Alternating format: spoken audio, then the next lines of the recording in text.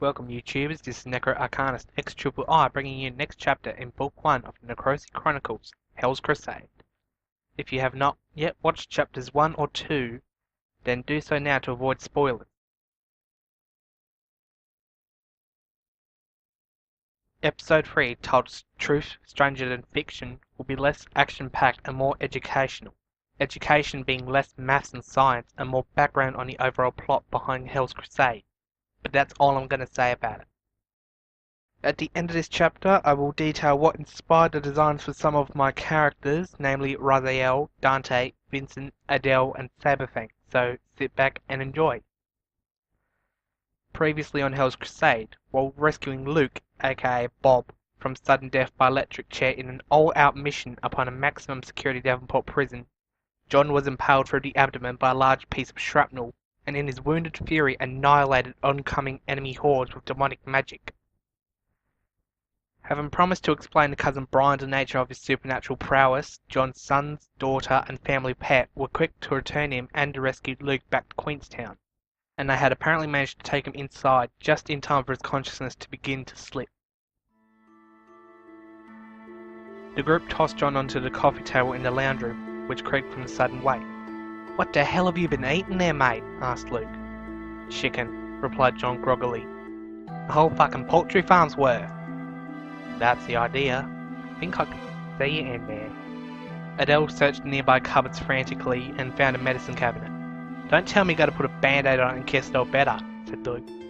Adele turned to him and said, "You have a lot to learn about women." "I've been telling him that for 32 years, replied John.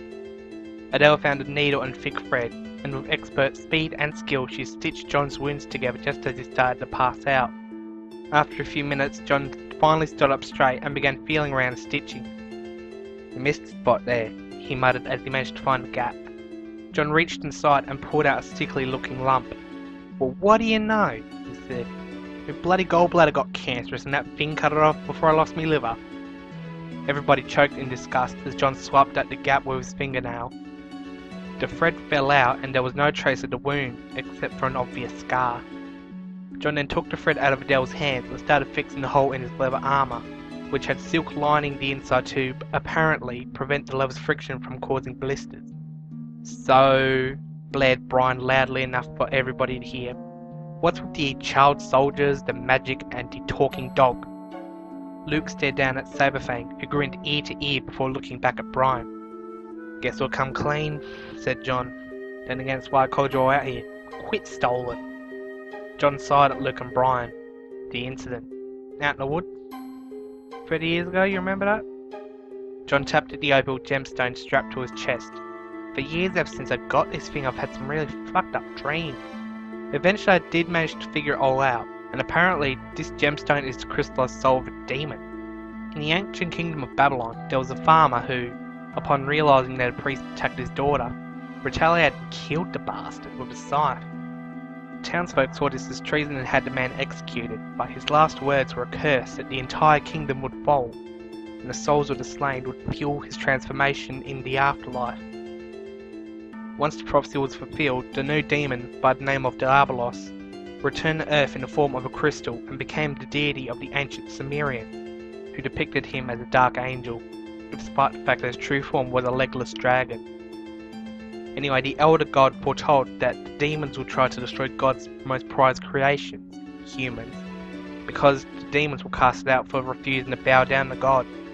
Because as angels are bound to God in servitude, humans are given the ability to lead their own paths. Diabolos was eventually defeated by the demons, and the Sumerian kingdom fell. Discouraged at human weakness, he cast himself off into space in the form of a crystalline meteor until the next coming of Judgment Day, where he believed his humanity would have eventually disappeared as he matured as a demon. He would then pick a human host, dubbed his emissary, to give him a body with which to fight the demons. Seeing as this process is parasitic and because parasites tend to get removed, Diabolos offers the host his own powers to use as they fight for freedom and victory. Thing is though, I've had demon spirit essence running for so long in my blood that the power has infected my own genetic structure. This means that when I had children, they all had genetic mutations. Raziel was the firstborn, meaning that he was affected the most, as you can see clearly. He was killed while still in the womb, but he continued to develop alongside his twin brother Dante, who actually developed further while his dead twin struggled to keep up. Dante has superior reflexes, physical speed, and agility, but the only problem is he has an attitude problem. I do not, replied Dante. Let me finish before you make your smart-ass comments. Anyway, when they were actually born, Raziel was declared dead, and the doctor would have disposed of him if it weren't for the fact he opened his eye, which was kind of funny looking at the doctor's face. I figured out that the magic essence in his blood must have revived him, although it did so at a cost. He was born an undead. He's undead? Shouted Luke. He's a friggin' zombie! Raziel shushed Luke. More like a vampire, he said calmly. Yes, continued John. Raziel was cursed to be a mortal vampire. Blood black as the night sky he depends on. If you actually notice, his right eye turns bloodshot in direct sunlight. Raziel gave a blank stare to allow Luke and Brian to inspect the phenomenon. I end up losing the ability to see colour, contrast and sharpness, said Raziel. My whole body becomes weaker during the day, and that's why I wear this much clothing at all times. What about that freaky eye of yours? Asked Brian, that black left one. The blackened left eye. That's vampire vision. What's vampire vision? Vampires, when stalking prey, or at least that's what I imagine given that I'm one myself, have the ability to locate their victims by detection of breath, heartbeat, smell, brainwave output, and heat emission. But all this data turns to a form of thermal imagery that varies between blue, purple, and black for the environment, and living organisms can turn red like X-rays that only show their blood vessels. This is how I see during the daytime. Because of that, I can't recognize anybody through facial recognition because I'm forced to think through my instincts only. Well, that's a bugger, commented Luke. Really, that has to suck hard. Can't even enjoy the simplest of things normal bloke your age can. Comedy of a TV slapstick routine, fun of a game at a beach with your mates, pretty girls. Luke drifted off into his own mind for a few moments. Sorry, what was I talking about? He finally said. At least some good came out of it, remarked John. Raz is quite intellectually gifted. His IQ actually rivals that of Stephen Hawking. In the hot summer nights when I can't sleep, added Raziel, I usually spend my time learning. I can see clearly in the moonlight, and the lack of sunlight gives me the strength to be active, but given the lack of time I actually spend awake, limits the time I spend exercising. As a result, I develop muscular atrophy. I can get my ass kicked by a lettuce leaf if it takes me by surprise. You got a point there, remarked Brian. Thanks to the nuclear test, you can't even eat pea soup anymore, it tries to eat you instead. Luke butted in again. Hang on a minute. If you spend so much time awake, don't you actually get tired? True, said Raziel. I do eventually suffer from physical exhaustion, but I don't need sleep. And I tend to eat raw meat so it has enough blood to keep me going another night. Plus the protein will ease my atrophy. The only problem is, meat is hard to come by when a food ration to the towns of Tasmania just leftovers from the Fat Cat banquets. In the middle of Raziel's conversation, John spread out his demonic wings and shook them as if to remove dust. What about those? Asked Brian. Did the kids become half bird? Yes and no, said Raziel. We have developed wings, but we don't use them. Besides, my wings don't have feathers.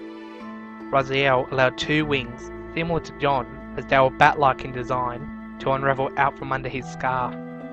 They function, but because the army often keeps an eye out for flying intruders, we haven't had the time to practice unless we leave town for a while. And when we do get spotted, well, Vincent actually wound up on Unsolved Mysteries last year. I think I saw that actually, remarked Luke. Dante and Vincent also spread their wings.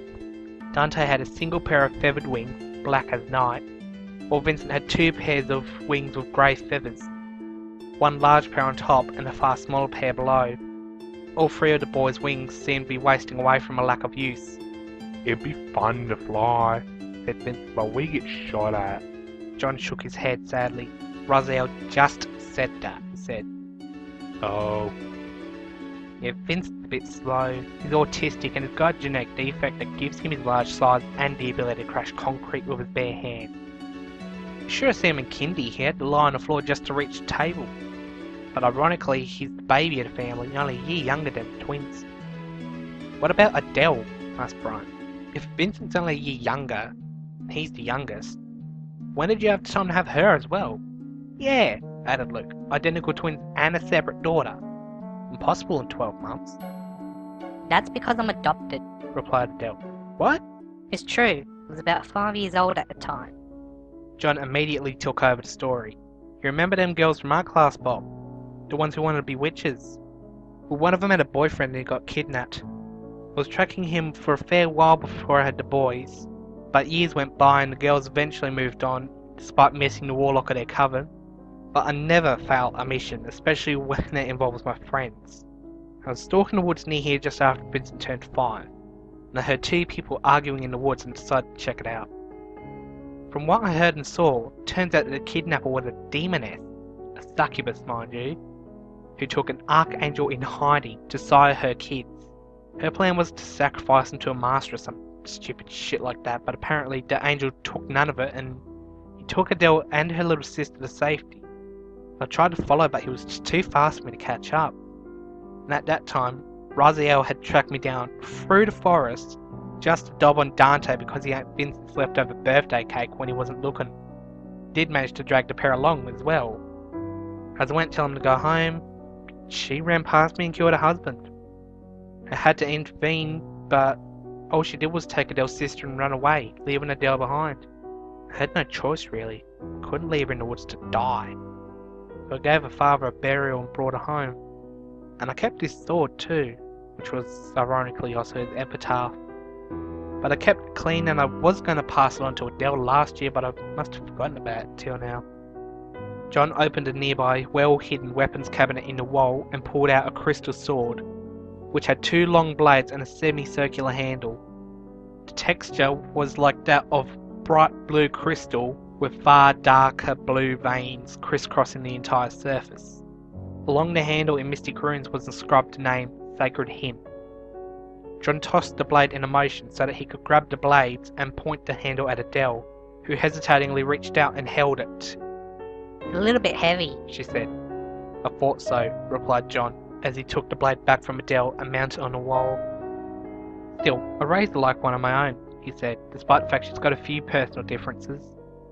Personal differences? Asked Brian and Luke in unison, before they turned and pointed at each other with moronic grins on their faces. Basically, she's got both angel and demon blood running through her veins, so she's picked up a few traits from her parents. Adele revealed a brilliant pair of angel wings with feathers that sparkled in the afternoon sunlight. Her angelic calf grants her powers of healing, said John. As you just saw, when I got impaled, she managed to stitch it back together. That string she used was enchanted by her to bind broken flesh. I don't really know what to expect from her because her mother's a succubus demon, but she's been pretty easy to deal with, unlike Dante. Hey, exclaimed Dante. Pipe down, boy. Anyway, I did research on mythical hybrids at one point. According to what I found, any hybrid between angels, demons, or humans were regarded as Nephilim by ancient priests. They were highly respected wherever they went.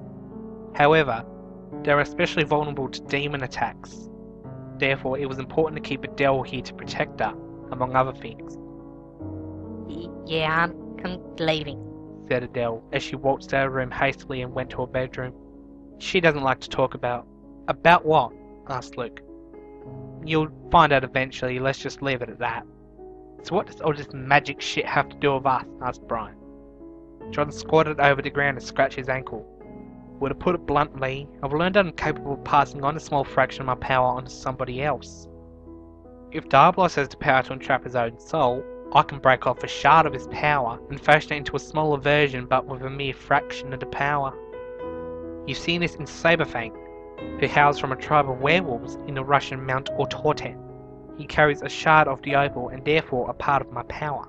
Saberfang tilted his head to reveal that, amidst a thick layer of bluish-grey fur, a sapphire earring hung from the hole in his right ear. Seems the opal itself decides what powers are passed on, and I've estimated that it for the power to control ice would befit a Russian werewolf. Luke thought carefully before he made his next statement. So I'm guessing Raziel has a fancy gemstone as well. Raziel nodded and carefully lifted his scarf to show a necklace with an obsidian pendant. The proper term for a gem that contains a soul is called an arcana, said John. These accessories are just for show, and the true crystal souls are in fact fused with our hearts. It seems that all living creatures have the capability to use magic, and these gems are just tools that draw out and amplify our ability to use it. Not only that, what we see as magic is actually manipulation of the scientifically hypothesized dark energy that's said to make up 2/3 of our universe. Spooky, replied Luke. Raziel and Fang are the only ones with Arcana besides me, added John. So, asked Brian, judging from Raz's capability on the battlefield, he can manipulate darkness. Correct, he is a vampire, son of night, no doubt a good candidate for umbromancy. So if you were to pass some power onto, say, Adele, she could gain some sort of holy based magic because she's half angel. Maybe, but I've never tried it with her or the other 2 boys, but I'm gonna have to. This brings us back to the original topic, why you are here. Hands up, who thinks the Emperor of Australia can kiss his own ass and fuck off back to the US? Everybody, even Saberfang, raised both arms to try and double the number of counts. You can't see it, but I'm holding my hands up. Called out Adele. Then why don't you come out? Asked Dante. I had an itch, now I have to fix my hair. I understand, replied Dante. Vincent chuckled to himself. No surprise there. He said. Everybody started laughing, apart from Dante. Anyway, continued John, I want to bring that all down. This can't be any different from the bases I took down in the military. You were in the military? Asked Luke. Yeah, I was a soldier in World War III, and I participated in a battle that brought down the Taliban once and for all. Bloody hiding out. Last year, I was hired by American President Obama and the Queen of Britain on numerous occasions just to sabotage the Korean dictatorship. And while I was in the States, I hired myself to steal the original recipe for KFC. It was from the Pentagon. The Pentagon? Stammered Brian. You said the Pentagon. What was a chicken recipe doing in the Pentagon? Well, it turns out that a few ingredients were brought by aliens as a peace offering, and they promote physical health and provide immunity to disease. But they were reverse engineered by scientists to slowly kill humans via an addictive excess consumption, and the age of obesity had begun.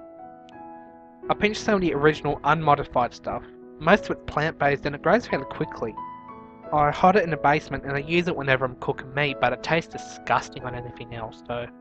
Pretty sneaky, eh? Commented Luke. If we could get in and out of the country easily, said John, I could probably cure famine in Africa or some shit like that with us. Anyway, back off topic. If we could gather a small force of vigilantes, each with a power from this little opal here, we would have enough power to take down the military occupying all of Tasmania in a matter of months. Where the hell are we going to get enough guys to make a vigilante group? Asked Luke. Well, I've been trying to contact all our old friends, but to no avail. Most of them got killed during the last 2 wars and a few left have gone into hiding.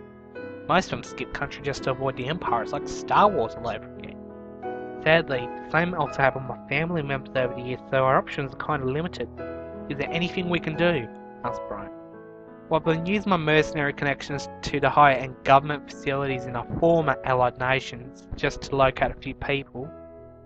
I did manage to find one guy and he's currently on a mission for the CIA, Washington branch. When he returns though, his co-workers are going to pass on the message and we'll have some results. At that point, a phone started to ring. Everybody pulled a mobile phone out of their pockets, but John's was the one ringing, so he put it on speakerphone. On the other line came a male voice. I hear you've been looking for me, he said. Well, what's up, Jackie Chan? It's been a while. 23 years. We sure left them Taliban super soldiers, eh? Shockingly, quick surprise.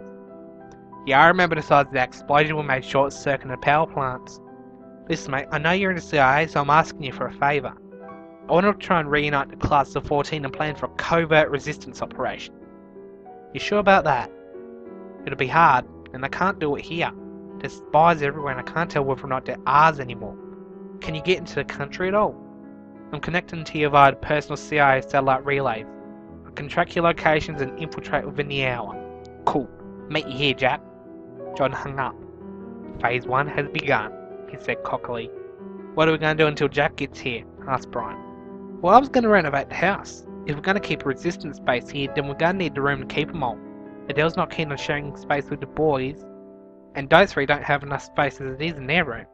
John quickly took a pen and started drawing up plans for a new house on the coffee table. You can't just build a house in one night, exclaimed Luke. I rebuilt this house after the previous owner burned it down, replied John. With enough scrap materials, I can triple the size and make it like a mansion or something. You serious? Seriously. Thing is though, at that moment everybody heard knocking at the door. John walked out to the front door and found a flaming bag sitting on the doorstep. He looked up and noticed two figures in the distance running away as fast as they could. John took his scythe and swung it like a golf club, sending the flaming bag flying, and once it hit the two figures, they were set ablaze. John walked back into the lounge room. The doorbell suddenly rang again, and Adele's footsteps could be heard running towards the door. A voice could be heard saying, "Howdy, ma'am, is your father home?" John sighed and marched towards the door, shouting, "For the last time, I do not want to join the global church of Elvis impersonators." John suddenly caught sight of a suave, tuxedo-wearing man with small brown spikes for hair. He held a suitcase in one hand, and with the other hand he pressed his sunglasses down his nose so his eyes were visible over the top of them. "Somebody call for an agent?" he asked. "How the hell did you get here so fast?" replied John. "You believe it or not, I was already flying over Darwin in my jet when I received a call saying you were looking for me. So I looked you up and I skydived down and landed just outside the door. And that's why I'm the best." "Nice. Come on in, I've already got Luke and Brian here." Two men entered the house while Adele returned to her room. "Nice place here," said Jack. "You really made a name for yourself, mate." "I was going to tear it down and rebuild. If you've got some fancy tech to speed it up, it'll help. I was going to say this ain't a large enough location for a discrete resistance base, but if you plan to remodel, I'm a skilled architect." "I'm a skilled carpenter," replied John. "I'm like Jesus. I got sandals, but my beard's not big enough." You got a beard. asked Vincent. "Just a goatee," replied John. You never take off mask. It's creepy. "Well, the light makes my eyes hurt, and the mask absorbs a lot of light from around my eyes, so I just got used to wearing it all the time.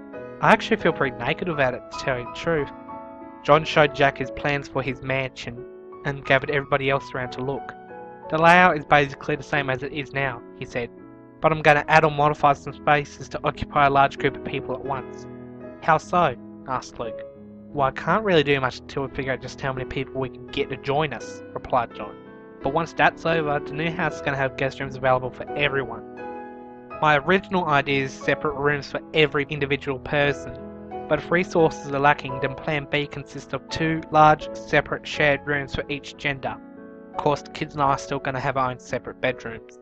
Adele appeared from out of nowhere to place her opinions. I wouldn't mind having a shared room. She said. It'll be like a big sleepover. "Even so," replied John, "we're going to have to find out who's out there and who's willing to strike back at the Empire, who took everything away from them. That's where Jack comes in." Jack placed his briefcase on the table and opened it to reveal a hidden high-tech computer. "Well, that's pretty impressive," commented Luke. "I can use this to trace every person by name alone," said Jack. "Beforehand, I should rule out those no longer with us." John nodded. "What's the point of asking them to join us if they're already killed by the war?" he said.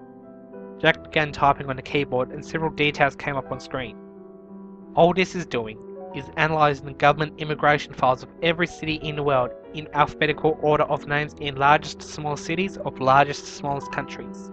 Within a minute, 3 results already appeared and John began to study them. "I've got a few contacts myself," he said, "but the network security here will find us out immediately if I notify them what we're doing." "That's why I'm using the CIA's private network," said Jack. "I'll send them an invite on local forums within their current location, but what shall we say on it?" John pushed Jack aside and began typing.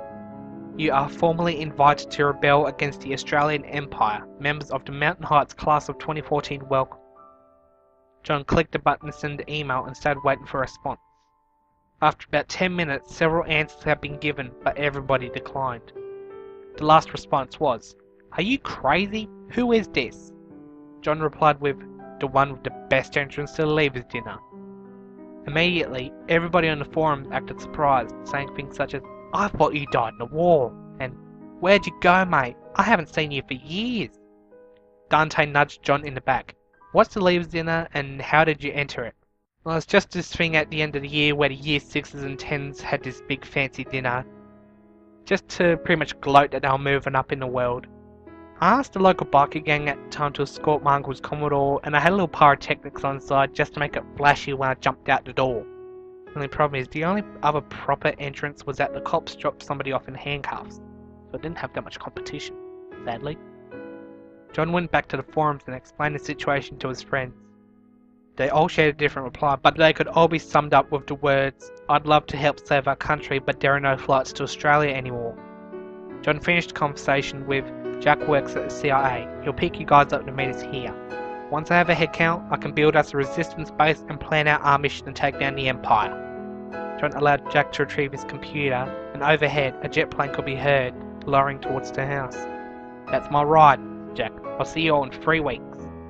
Jack then left the house to catch the plane.